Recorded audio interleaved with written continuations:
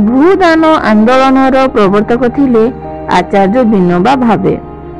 संस्कार संपन्न परिवार जन्म नहीं, विशेषकर मां को आदर्श संस्कारित चिंता चेतनारे से अनुप्राणित होइथिले और जीवन को सही भाव नहीं जाइथिले।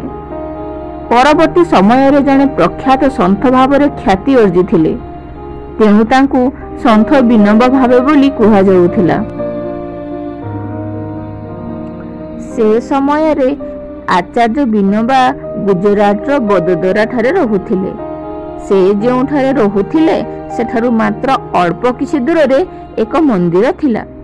विनोबांकर अन्य काम मध्यरे प्रात्यहिक कर्म थिला स्नान आदि सारी मंदिर जाई भजन गान करिबा। बेस किछि समय मंदिर रे बसी से भजन गान करुथिले। श्रोता माने मध्य तांकर भजन को मन भरी उपभोग करुथिले। मंदिर ठारू अल्प किछि दूर रे रहुथिले जणे सेठ। शौकवशतः से एक हाथी रखिथिले। सेठ को नाम थिला संपद राय गायकवाड़।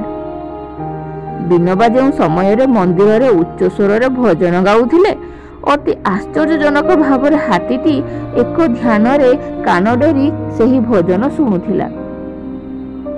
विनोबा नियमानुଯାୟୀ प्रत्यह मंदिर रे जाउथिले और हाथीटीर मध्य ठीक सही समय रे भजन शुणिबा नियमानुଯାୟୀ कार्य होई जाइथिला। से दिन विनोबा कौनसी कार्य उपलक्षे व्यस्तता भितरे थिले।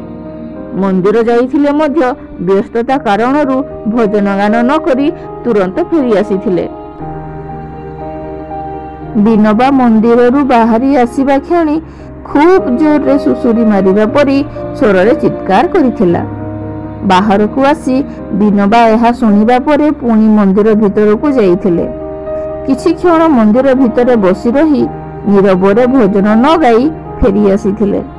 हेले एथर मध्य अविश्वसनीय भावरे हाथीटी पूर्व ठारू आहुरी जोर रे सुसुरी मारी चित्कार करिथिला। लागुथिला हाथीटी चित्कार माध्यम रे निजर क्रोध प्रतिवाद प्रकट करुछि। यह अनुमान करी विनोबा एथर मंदिर को जाई उच्च स्वर रे भजन गान करिथिले। यार अलौकिक शक्ति रे हाथीटी प्रसन्न होई पूर्व बड़ी कान डेरी सुनिथिला।